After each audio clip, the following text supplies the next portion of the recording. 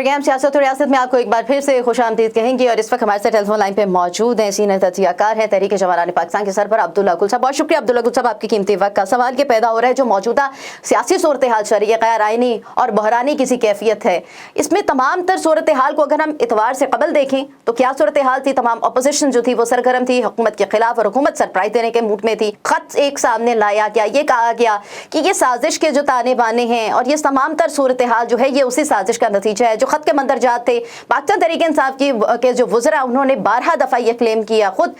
इमरान खान साहब ने भी क्लेम किया कि वो सब मैंने पब्लिक किया, मंजर आम पर लेकर आया। लेकिन क्या आप समझती हैं कि वाकई वो खत इतना तशवीशनाक था? और ये जो साजिश के ताने बाने हैं इसको कौन बेनकाब करेगा? क्योंकि हमने ये भी देखा है कि अपोजिशन की जानिब से भी मुतालबा किया जा रहा है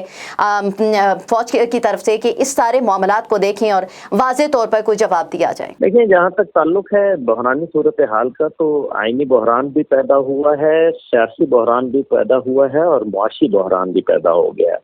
और एक हमारा सिफारती बहरान भी पैदा हुआ है। यानी कि कल को कोई भी वजीर आजम जो है वो किसी भी अपने सफारतकार से कोई भी खत लिखवा लेगा और वो श्रीलंका में हो, वो जापान में हो, वो चीन में हो या वो किसी और मुल्क में हो, अफ्रीका में हो, और उसके बाद जो है वो नो कॉन्फिडेंस मोशन जो है वो ख़त्म हो जाएगा। बेहतर ये था कि नो कॉन्फिडेंस मोशन को फेस करते और उसके बाद जो भी है तरीकाकार इख्तियार कर लेते और हद से हद ये था कि आप तमाम इस्तीफ़ा दे देते अपनी नशिस्तों से। तमाम मेंबरान जो थे तहरीक इंसाफ के वो इस्तीफ़ा दे देते। लेकिन देखा तो सही ना, नो कॉन्फिडेंस मोशन जो है वो ठीक है, उसका टेक्निकली वो जो कॉन्स्टिट्यूशनली था वो उस तरह से सामने नहीं आया, लेकिन टेक्निकली तो 197 अरकान सब ने देख लिए, 172 की जगह 197 अरकान देखे। तो ये सारी बातें अपनी जगह, लेकिन इसके नतीजे जो हैं वो बड़े खतरनाक साबित हो जाएंगे। और ये जो सूरत हाल जिस तरफ बहरान पैदा हुआ है, क्योंकि पूरे तमाम जो कानूनी माहिरीन हैं, मैं मोस्टली जिनका मैंने राय सुनी है, उसके अंदर ये इकदाम जो है गैर आइनी है। सुप्रीम कोर्ट इसकी तशरीह करेगा, जाहिर है उसको कई, क्योंकि लेकिन कुछ जगह आइन जो है वो खामोश रहता है। रूल्स ऑफ बिजनेस जो है उनकी तो वायलेशन हुई है, लेकिन कुछ जगह आइन जो है वो म्यूट है। इसलिए अभी ये क्योंकि एक सब जुडिस मैटर है और सुप्रीम कोर्ट एक अथॉरिटी है, लेकिन नतीजा क्या निकलेगा इस मामले को अगर कवालत दी गई तो नतीजा ये निकलेगा कि तहरीक इंसाफ के लोग जो है वो एक खास मेरिट के ऊपर पक्के हो जाएंगे, जबकि दूसरी तरफ जो है वो अपोजिशन है जिनके ऊपर एक गद्दारी का इल्ज़ाम लग गया है। देखिए, गद्दारी का इल्ज़ाम लगाना जो है वो कोई मामूली बात नहीं है। गद्दारी का इल्ज़ाम बड़ा संगीन इल्ज़ाम है। एक तरफ तो यह है कि क्या उन लोगों के खिलाफ जिनके खिलाफ गद्दारी का इल्ज़ाम लगाया गया, वो शुरू में जिन्होंने नो कॉन्फिडेंस मोशन के ऊपर साइन किए, वो तकरीबन 100 से ज़्यादा अराकीन थे, तो क्या उन लोगों को किसी पुलिस ने, किसी इंटेलिजेंस एजेंसी ने, किसी FIA ने क्या उनको शामिल तफ्तीश किया?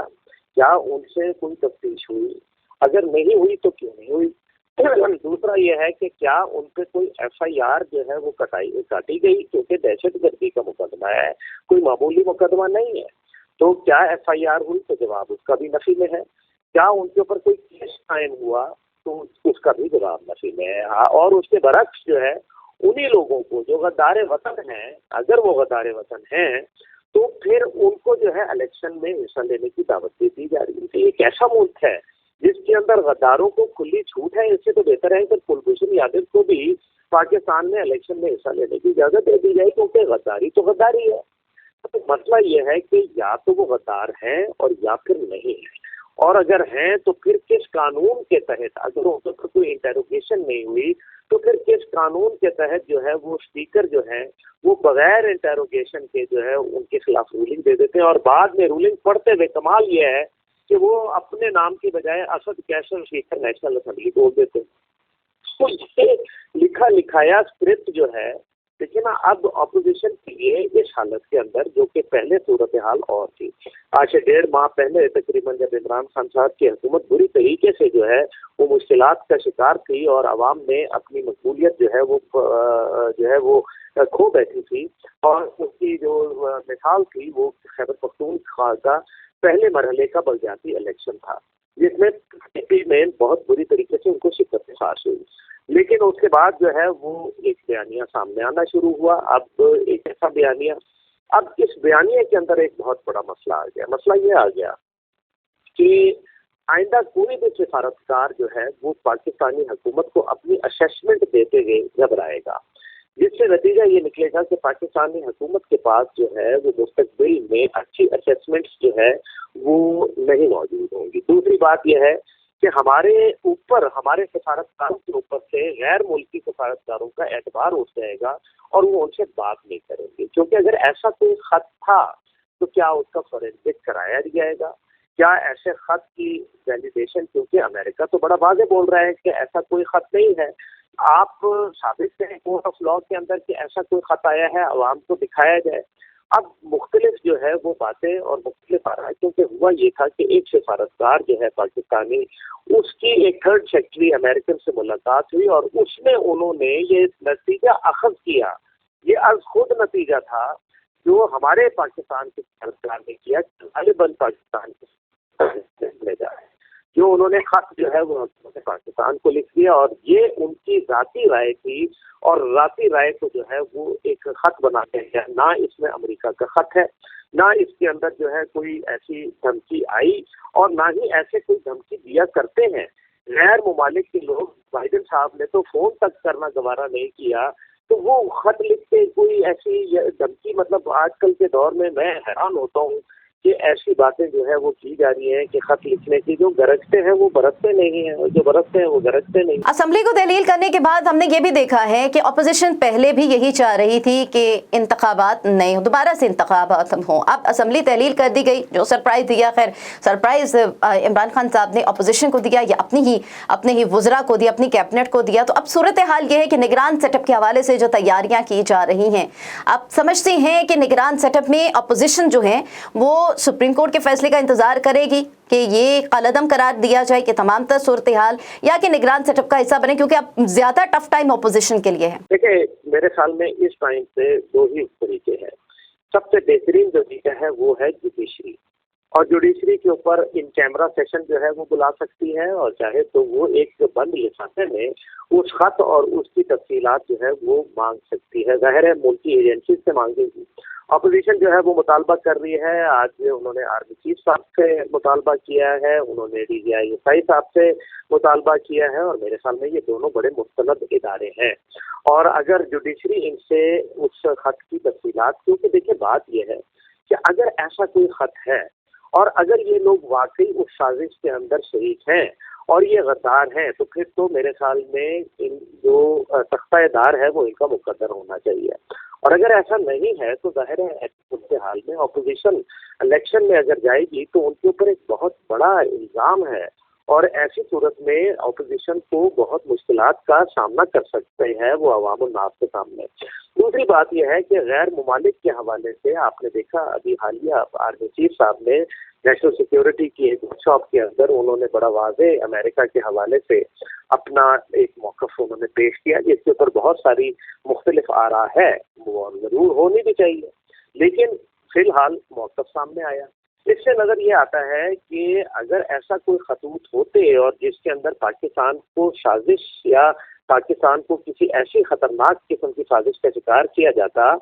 تو پھر آرمی چیف جو کہ پاکستان کے محافظ اعلیٰ ہیں، وہ کیسے ہو سکتا تھا کہ وہ ان کے ایک ایسی اسٹیٹ جو دھمکا رہی ہو، وہ ان کو جو ہے وہ آگے سے جو ہے وہ ان کی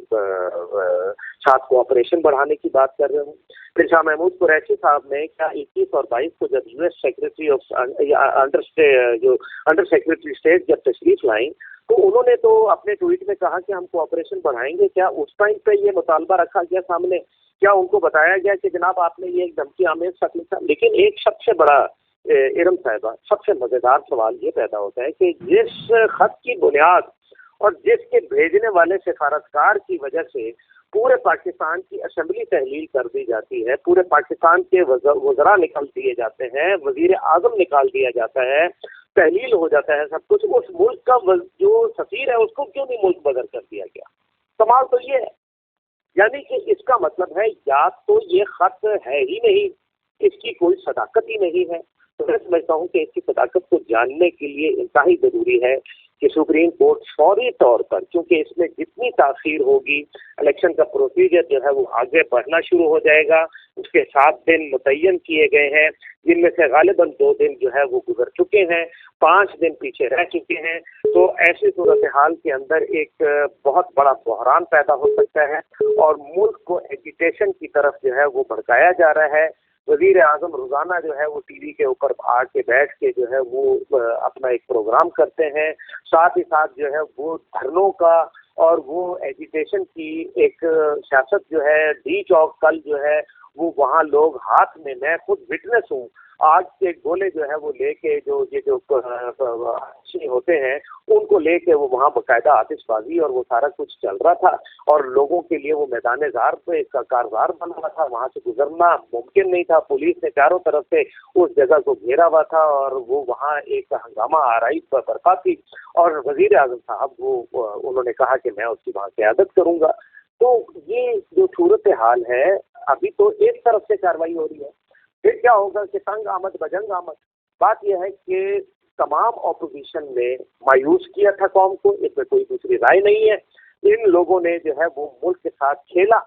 और साथ ही साथ जो है वो मौजूदा हुकूमत की सबसे बड़ी अगर मैं समझूं कि उनकी कोताही तो वो ये है कि उन्होंने उस मुर्दा अपोजिशन को जिंदा कर दिया जिसको कौम ने रिजेक्ट कर दिया, क्योंकि इन्होंने अपनी नाअहली और अपनी बैड गवर्नेंस की बुनियाद के ऊपर इस मुल्क को उस मुकाम पे पहुंचा दिया। आज अपोजिशन और हुकूमत दोनों ही कौम ने रिजेक्ट कर दिया है। सच्ची बात यह है कि कौम इन लोगों से तंग है, पाकिस्तान इस निज़ाम से तंग है, पाकिस्तानी कौम इस सिस्टम से तंग है और पाकिस्तान इस किस्म की जो रोज़ाना शोबजाबाजियाँ और ड्रामा बाजियाँ चल रही हैं इनका अब इख्तिताम हो जाना चाहिए। अगर अफवाज पाकिस्तान ने इसके अंदर ताख़ीर की तो मुझे ये लग रहा है कि जो आज होटलों का जो है वो नाश्ता बंद किया जा रहा है, होटलों के सामने जो मजमे लगाए जा रहे हैं और लोगों के घरों के सामने मजमे लग रहे हैं, फिर ये खुदा ना खासा इनका रुख जो है वो रास्ते की तरफ भी मोड़ा जा सकता है। अब्दुल्ला गुल साहब, मेरा ये लास्टली जो आपसे सवाल था, आप समझ रही हैं कि इतनी कैपेबिलिटी है पाकिस्तान डेमोक्रेटिक मूवमेंट की तमाम जमातों में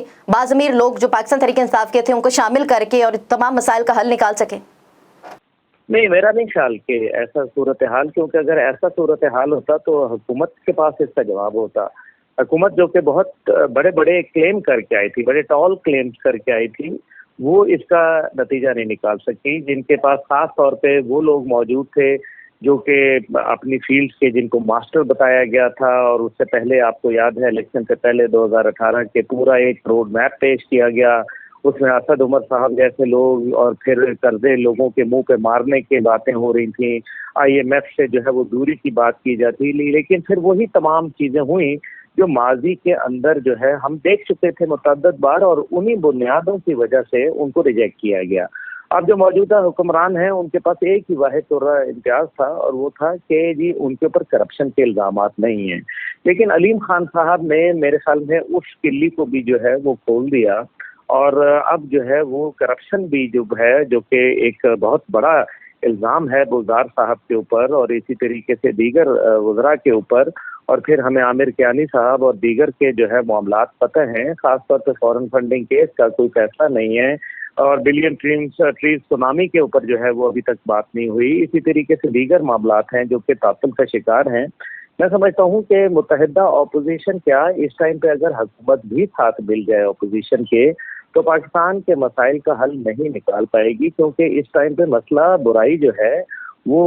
किसी सदारती निज़ाम या किसी जमहूरी निज़ाम में नहीं, बल्कि मसला जो है वो इंसाफ और अदल के निज़ाम में है। और वो जाहिर है वो तो हुकूमत जो है वो उसका एक फ्रेमवर्क बनाती है और वो उसके ऊपर कानून साजी करेगी और जाहिर है कोई भी अदलिया जो है वो उसी फ्रेमवर्क और उसी आइन के तहत जो है वो फिर उसकी तशरीह करती है। इसलिए आम आदमी को इंसाफ फराहम नहीं हो रहा। आम आदमी जो है वो उसका हुकूमत पे से एतबार उठ चुका, उसका सियासत पे से एतबार उठ चुका, उसका रियासत पे से एतबार उठ रहा है और उसका जो है मईशत पे से एतबार उठ गया और इसी तरीके से उसका जो है वो निज़ाम मईशत के ऊपर से एतबार उठ गया। ये बहुत खतरनाक सूरत हाल है। ऐसे वक्त के अंदर जो है वो एक काउंसिल ऑफ एल्डर्स बनाना बहुत ज़रूरी है जो मुल्क के मसाइल का जायज़ा ले और आइन के अंदर अगर कोई सुकम है तो उनको दूर किया जाए اور اگر ضرورت پڑے تو ایک نیا آئین اگر تشکیل دینا پڑے تو کوئی مذائقہ نہیں ہے، کیونکہ آئین کی خاطر پاکستان کی قربانی ممکن نہیں ہے، جبکہ پاکستان کے لیے آئین بنایا جا سکتا ہے۔ ایک ایسا چیز جس سے عام آدمی کو، عوام الناس کو سہولت ہو، آج اس کی ضرورت ہے۔ نہ اس ٹائم پہ ملک میں جمہوریت کو لوگ پسند کرتے ہیں، نہ لوگوں نے آمریت کو پسند کرتے ہیں، نہ کسی اور چیز کو۔ لوگ تو صرف یہ چاہتے ہیں کہ ان کا روٹی، روشنی اور روزگار کا جو معاملہ ہے وہ حل ہو جائے، ہر خاص و عام کو بلا تفریق انصاف فراہم ہو۔ لیکن آج یہ ہے کہ پوری چیز کو گیم آف آپٹکس کی نظر کر دیا گیا، ایک ایسی جو شہر بندی کر دی گئی، لوگوں کی نظروں کو جو ہے وہ کر دیا گیا، پوری قوم کو آپس میں تقسیم کر دیا گیا۔ سب سے بڑا ظلم یہ ہے۔ ضرورت جو ہے وہ سامنے آ جائے گا، نظریہ جمہوریت کہیں پیچھے چلا جائے گا۔ اس پر مزید بات بھی کریں گے، وقت ایک مختصر سے وقفے کا۔ دیکھتے رہیے پروگرام سیاست و ریاست۔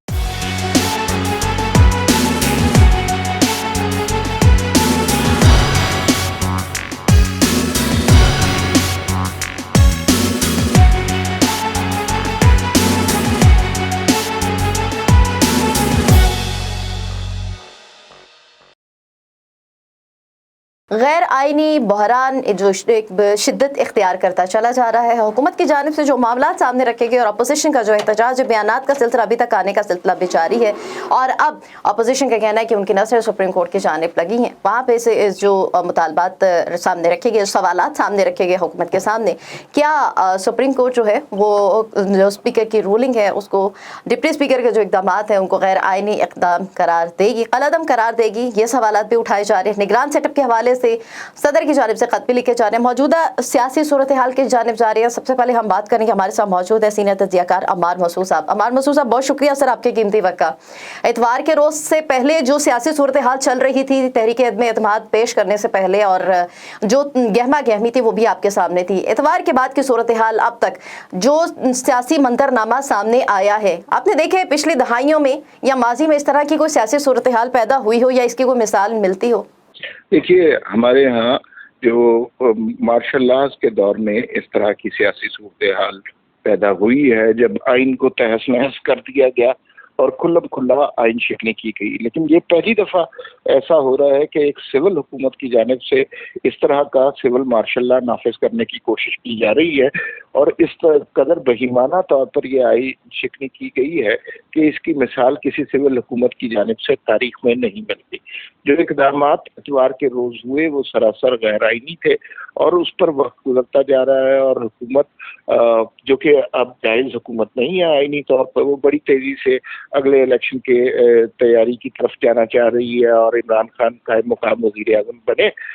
نگران وزیر اعظم کے ناموں پر بات کر رہے ہیں۔ لیکن یہ سلسلہ بالکل درست نہیں ہے۔ جو اسپیکر کی رولنگ تھی وہ آئینی اعتبار سے غلط تھی، عمران خان کا اسمبلیاں توڑنا غلط تھا، صدر عارف علوی نے جو ان کی ایڈوائس پر عمل کیا وہ بھی بالکل غلط تھا۔ تو یہ معاملہ واپس اس سٹیج پر جانا ہوگا، ورنہ اس ملک کے آئین کو، اس ملک کی سالمیت کو بہت بڑا خطرہ پیش آئے گا، اس لیے کہ ایک دستاویز جو اس ملک کو یونائٹ رکھتی ہے وہ آئین پاکستان ہے۔ اگر اس کی حرمت پر حرف آتا ہے تو پھر یہ آئین بالکل ردی کا ایک کاغذ بن جائے گا، اور کوئی بھی شخص آئندہ اپنی طرف سے ایک سول مارشل لا لگا سکے گا جس میں نہ اپوزیشن کی کوئی اہمیت ہوگی، نہ تحریک عدم اعتماد پیش کی جا سکے گی، نہ ہی مخالف آوازوں کو سنا جا سکے گا۔ یہ جو کچھ ہوا ہے بالکل غیر آئینی ہوا ہے، اور واقعی اس پہ سب کی نظریں سپریم کورٹ کی طرف لگی ہوئی ہیں۔ مجھے بلکہ بہت حیرت ہے سپریم کورٹ کے حوالے سے کہ یہ فیصلے میں اتنا تعطل کیوں ہو رہا ہے۔ یہ فیصلہ بہت آسان ہے اور بہت جلدی کر دینا چاہیے، کیونکہ آئین کی بعض شکوں میں ابہام ہوتا ہے، لیکن کچھ شکیں بالکل واضح ہوتی ہیں۔ تحریک عدم اعتماد جب پیش کی جائے اس کے بعد وزیر اعظم اسمبلی نہیں توڑ سکتا، یہ شک بالکل واضح طور پر لکھی ہوئی ہے۔ تو یہ پہلے دن ہی سپریم کورٹ کی طرف سے اسٹے کا آرڈر آ جانا چاہیے تھا کہ جو ڈپٹی اسپیکر اور عمران خان نے کیا اس کو نل اینڈ وائڈ کر دینا چاہیے تھا، 2 لائنوں کی ایک رولنگ پیش کرنی چاہیے تھی، اور اس کے بعد دوبارہ تحریک عدم اعتماد والا قومی اسمبلی کا اجلاس جاری ہونا چاہیے تھا، اس میں تحریک عدم اعتماد پیش ہونی چاہیے تھی۔ تو یہ کرنٹ سچویشن ہے، اور اس میں نگاہیں सुप्रीम कोर्ट की तरफ से लगी हुई हैं, लेकिन लोगों में जितना जितना तातुल हो रहा है, लोगों में बेचैनी बढ़ती जा रही है और लोगों को ये खौफ है कि कहीं एक दफ़ा फिर नजरिया ज़रूरत जो माजी में हमारी अदालतों का शेवा रहा है, कहीं नजरिया ज़रूरत दोबारा जन्म ना ले। इस वक्त हमें नजरिया ज़रूरत की नहीं, नजरिया जमहूरियत की ज़रूरत है जो कि मुल्क को कायम रख सकता है। ठीक है, आपने मंजर कशी कर दी कि तमाम तर सूरत हाल हुई क्या, लेकिन अभी की जो सिचुएशन है वो काफ़ी गुमगू की कैफियत है और सूरत हाल जो है अपोजिशन यही चाह रही थी कि दोबारा से इलेक्शन हो, लेकिन जो तरीक़ाकार इख्तियार किया गया उसको बार बार जिस तरीके से आपने भी कहा कि ये गैर आइनी तरीक़ाकार हुआ, तो वही जो अपोजिशन चाह रही थी। लेकिन अब की जो सूरत हाल पैदा हो गई है, अब निगरान सेटअप की भी बात की जा रही है। असम्बली तहलील होने के बाद निगरान सेटअप के हवाले से आपको लग रहा है कि अब अपोजिशन के लिए एक इम्तिहान है, अगर वो निगरान सेटअप के हवाले से नाम दे देती हैं और हिस्सा बन जाती हैं, या कि नल एंड वॉइड का ही वेट करेंगे सुप्रीम कोर्ट के फैसले का? मेरे ख्याल में सुप्रीम कोर्ट अब बुरी हुकूमत की जो साजिश हो रही है उससे पहले पहले कोई फैसला दे देगी, और बुरी हुकूमत इस तरह बन नहीं सकती, और अगर बन गई तो उसे कोई भी शख्स तस्लीम नहीं करेगा। ये बात बिल्कुल वाज़े हो चुकी है कि वो जो इक़दामात थे वो सरासर गैर आइनी थे और उसका कोई कानून से, किसी उसूल से कोई ताल्लुक नहीं था। इमरान खान साहब ने जो सरप्राइज़ दिया वो सरप्राइज़ बेसिकली पार्लियामान की बालादस्ती को मुनहदम करके दिया, और वो सरप्राइज़ नहीं था, वो एक शौक था। अपोजिशन जमातें, आपने दुरुस्त फरमाया कि वो बिल्कुल इलेक्शन का मुतालबा कर रही थी, लेकिन इलेक्शन का मुतालबा आइन की इमारत को ढा कर नहीं किया जा सकता। फिर आप देखिए स्पीकर की रूलिंग में जो डिप्टी स्पीकर साहब ने पढ़ी, अब वो पता नहीं असद कैसर की थी, डिप्टी स्पीकर की थी, या किसी और ने नादीदा हाथ ने इन्हें लिखकर दी हुई थी। उस रूलिंग में उन्होंने ये बताया कि 195 अफराद पाकिस्तान के खिलाफ साजिश हो रही है, और ये 195 अफराद किसी फौरन साजिश के नतीजे में तहरीके अदम एतमाद लाए हैं। इसका मतलब है कि उन्होंने 195 अफराद को गद्दारी का मुर्तकिब करार दिया। ये 195 अफराद जिनके पीछे 3.5 करोड़ लोग पाकिस्तानियों के वोट हैं, ये अगर गद्दार करार पाते हैं तो फिर इसका मतलब है कि 3.5 करोड़ लोग गद्दार करार पाएंगे। तो वो अपोजिशन में जाना चाहते हैं, लेकिन इस इल्ज़ाम के साथ कि वो गद्दार हैं, कोई भी पाकिस्तानी इलेक्शन में जाना नहीं चाहेगा। तो सुप्रीम कोर्ट की तरफ से क्लियर कट वर्डिक्ट इस स्टेज पे दरकार है कि क्या आइन है, क्या आइनी तौर पे हुआ है, क्या गैर कानूनी तौर पे हुआ है। और आपने कल देखा कि बिलावल भुट्टो ने भी DGISPR से नेशनल सिक्योरिटी मीटिंग की जो तफसीलात हैं उसके ऊपर सवाल किया। आज शहबाज शरीफ ने भी उस पर सवाल किया और उनसे जवाब तलब किया कि क्या आप समझते हैं उस मीटिंग के नतीजे में कि हम सारे लोग गद्दार हैं। उनकी तरफ से अब एक प्रेशर का इंतजार है, जब वो आ जाएगा तो मेरे ख्याल में सूरत हाल बहुत हद तक क्लियर हो जाएगी और ये वापस जाना होगा, ये सब कुछ रिवर्स होना होगा। और अगर नहीं होता तो फिर we are heading for a very dark days of Pakistan. ठीक है, आपने कहा मान मंसूर साहब इसको रिवर्स होना होगा, लेकिन गैर मुल्की साजिश के ताने बाने, ख़त का मंजर-ए-आम पर आना, आप क्या समझती हैं जो आपने बात कही कि तमाम अरकान जो हैं गद्दारी का धब्बा लेकर नहीं आगे मूव कर सकते, फिर इस साजिश को कौन बेनकाब करेगा, कौन साबित करेगा? जी बहुत आसान काम है। पहली तो बात ये है कि दोनों चीज़ें अलग अलग हैं।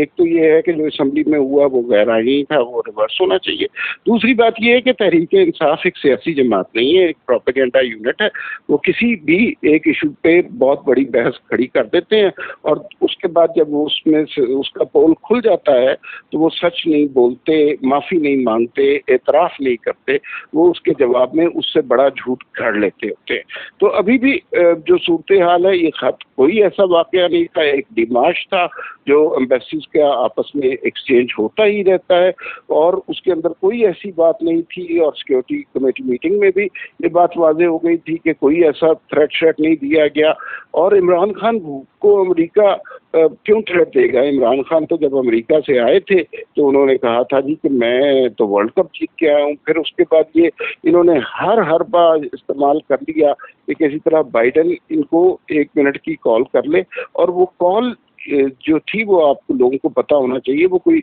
मुल्क की पॉलिसी पर या इकोनॉमिक प्लान पर कोई कॉल नहीं होनी थी। वो बाइडन के इंतखाब के बाद اس کو مبارکباد دینے کے لیے عمران خان صاحب نے ایک 30 سیکنڈ کی یا 1 منٹ کی کال کرنے کی، وہ کال انہوں نے ریسیو نہیں کی، تو انہیں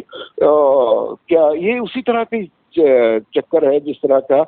35 پنچر والا ایک فیاسکو کریٹ کیا گیا تھا، 2-3 سال ملک تباہ کیا، اور اس کے بعد انہوں نے کہا کہ جناب یہ جو ہے یہ تو سیاسی بات تھی، تھوڑے دنوں کے بعد یہ بھی مان جائیں گے، لیکن اس دفعہ ان سے بہت سنگین غلطی ہو گئی ہے۔ آئین کو توڑنا کا مجرم جو ہے وہ آرٹیکل 6 کے زمرے میں آتا ہے، اور آرٹیکل 6 ٹریزن کی دائرے میں آتا ہے، تو ٹریزن ان لوگوں نے کمٹ کیا ہے، انہوں نے آئین شکنی کی ہے اور ملک سے غداری کی ہے، اس کا حساب بہرحال انہیں دینا پڑے گا۔ امان مسعود صاحب، آپ نے ساری باتیں جو ہیں وہ ویلڈ پوائنٹس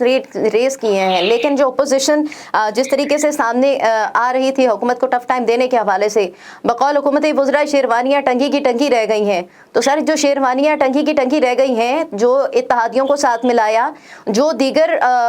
گٹھ جوڑ ہوا اپوزیشن کے اندر، یہ وہ لوگ ہیں جو پاکستان تحریک انصاف میں تھے تو بالکل ٹھیک بات کہی جا رہی تھی کہ یہ ٹیم ٹھیک نہیں ہے، اب وہی اتحادی وہی لوگ اپوزیشن کا حصہ بن گیا، اور وہی اپوزیشن اقتدار میں آنے کے لیے بے صبری سے انتظار کر رہی ہے، تو پھر سر باغ دوڑ تو پھر ہی انہی لوگوں کے ہاتھ پہ چلی جائے گی، تو عوام کے مسائل کہاں پہ حل ہوں گے؟ پاکستان کی جمہوریت میں کیسے نظریہ جمہوریت آگے فروغ پا سکے گا؟ آپ بالکل درست بات کر رہی ہیں، لیکن ایک بات آپ سمجھ لیجئے، یہ جو کچھ اس وقت ہوا ہے اس کا سیاسی جماعتوں سے، سیاسی جماعتوں کے پولیٹیکل ڈیفرنسز سے، ان کے سپورٹر سے، سوشل میڈیا کیمپین سے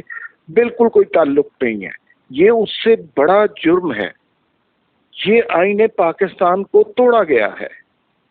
اور اس کو لوگ رجسٹ کریں گے، ساری جماعتیں اکٹھے ہو کے رجسٹ کریں گی، ان کے سپورٹر رجسٹ کریں گے، اس لیے کہ یہ کسی کے سیاسی مفادات کی بات نہیں ہے۔ جہاں تک بات یہ ہے کہ اتحادی ان کے ساتھ کیوں اکٹھے ہو گئے، تحریک عدم اعتماد اسی وقت ہوتی ہے جب کچھ لوگ حکومت سے تنگ آ جاتے ہیں، حکومت سے منحرف ارکان کی تعداد بھی اچھی خاصی تھی۔ اتحادی جماعتوں نے بھی یہ سوچا کہ تحریک انصاف کے ساتھ، اتحاد کے ساتھ ہم اگر الیکشن میں جائیں گے تو لوگ ہمیں بہت برا بھلا کہیں گے، وہ لوگ پوچھیں گے کہ آپ نے وعدے کیا کیے تھے، آپ نے نوکریاں دینی تھی، آپ نے گھر بنانے تھے، آپ نے صحت کا سونامی لانا تھا، آپ نے تعلیم کا سونامی لانا تھا۔ یہاں حالت یہ ہو گئی ہے کہ لوگوں کا جینا دوبھر ہو گیا ہے، لوگ غربت کے مارے خوشیاں کر رہے ہیں، پیٹرول کی پرائس کہاں پہ پہنچ گئی، اکانومی بالکل کولیپس کر گئی ہے، ڈالر آپ دیکھیے تاریخ کے سب سے بڑے بلند مقام پر ہے، اشیاء صرف کی قیمتیں کتنی بڑھ گئی ہیں۔ تو اس صورتحال میں کوئی بھی تحریک انصاف کے ساتھ تعلق رکھتا ہوا اس پرفارمنس کے ساتھ الیکشن میں نہیں جا سکتا تھا، اور انہوں نے فیصلہ کیا کہ اگر ہم نے اپنی پولیٹیکل ہم نے اپنی سیاسی ساکھ کو بچانا ہے تو وہ حکومت سے الگ ہونے میں اس میں بہتری سمجھی، اور اس میں کوئی اچھمبے کی بات نہیں ہے۔ سیاست میں اسی طرح ہی ہوتا ہے، اور لوگوں کو اندازہ ہو رہا تھا کہ انہیں دوسری جماعتوں کے ٹکٹ چاہیے تاکہ وہ اپنی کانسٹیچوئنسی لیول پر پالیٹکس کو قائم رکھ سکیں۔ تحریک انصاف کے ٹکٹ کا فیوچر میں کوئی مستقبل نہیں ہے۔ ٹھیک ہے، تحریک انصاف کا فیوچر میں آپ کہہ رہے ہیں کوئی مستقبل نہیں ہے، اپوزیشن جماعتوں میں جو لوگ اتحادی بیٹھے ہیں، جس طریقے سے علیم خان باتیں کر رہی ہیں، ان کا ضمیر جاگا ہے، چودھری سرور کا ضمیر جاگا ہے، ایسے بہت سارے لوگوں کے ضمیر جاگے گئے، شاید انہیں بھی اندازہ ہو گیا کہ پاکستان تحریک انصاف کا مستقبل میں جو ہے وہ کوئی امکان نہیں ہے، کوئی فیوچر نظر انہیں نہیں آ رہا ہے، شاید یہی وجہ ہے۔ تو آئندہ آنے والے دنوں میں لاسٹلی جو میرا سوال آپ سے یہ ہوگا کہ آپ جمہوریت میں کون سی ایسی جماعت ہے جس کو اس قابل سمجھتی ہیں جو 22 کروڑ عوام کی ترجمانی کر سکے، ان کے مسائل حل کر سکے، بین الاقوامی سطح پر پاکستان کو ایک نام دے سکے؟ سارے مسائل آپ سمجھ سکتے ہیں کہ اپوزیشن میں، پاکستان ڈیموکریٹک موومنٹ میں جو تمام جماعتیں اکٹھی ہوئی ہیں، یہ تمام جماعتیں مل کر اس ساری صورتحال کو، اس بحرانی کیفیت کو، اس غیر آئینی صورتحال سے نکال سکے گی پاکستان کی موجودہ صورتحال جو چل رہی ہے؟ جی، اس کے علاوہ کوئی آپشن نہیں ہے۔ میں اس وقت بڑی سنجیدگی کے ساتھ یہ سمجھتا ہوں کہ تمام سیاسی جماعتیں مائنس پی ٹی آئی انہیں اکٹھے ہونا چاہیے، انہیں اکانومی کو جو ہے دوبارہ ٹھیک کرنا چاہیے، پاکستان کو مثبت درست ڈگر پر ڈالنا چاہیے، اپنے سیاسی اختلافات کو ختم کر کے ایک بڑے مقصد کے لیے کام کرنا چاہیے، اور اگر یہ ان سیاسی جماعتوں کے ساتھ عوام کی سپورٹ ہوگی تو یقیناً یہ کام ہو سکے گا۔ یہ کام دشوار ضرور ہے، اس لیے کہ معیشت کو عمران خان صاحب جس نہج پر پہنچا چکے ہیں اس کا بحال ہونا بہت مشکل ہے، لیکن اگر یہ لوگ आपस के डिफरेंसेस भुला कर काम करें तो मेरे ख्याल में ये हो सकता है। दूसरी बात ये है कि अब वो ज़माना नहीं रहा जो ज़िया-उल हक के दौर का मार्शल लॉ का ज़माना था। अब लोगों की सोच में तब्दीली आ गई है। जो गुज़िश्ता 3.5 साल में PMLN ने, नवाज शरीफ ने, मरियम नवाज ने जो कैंपेन की है, उससे लोगों को अंदाज़ा हो गया है कि वोट की इज्जत क्या होती है, पार्लियामान की बालादस्ती क्या होती है, जमहूरियत हमारे लिए क्यों ज़रूरी है। तो मेरे ख्याल में उस जो शऊर लोगों को नसीब हुआ है, उसकी वजह से आइंदा हम इस तरह के जो जमहूरियत कुश हुक्मरान हैं उनकी तातीब होगी और अवाम में उनकी पजीराई नहीं होगी। सियासत और रियासत का वक्त खत्म हो जाते, अपनी मेज़बान रमशौदी को इजाज़त दीजिए, अपना ख्याल रखिएगा, अल्लाह हाफिज़।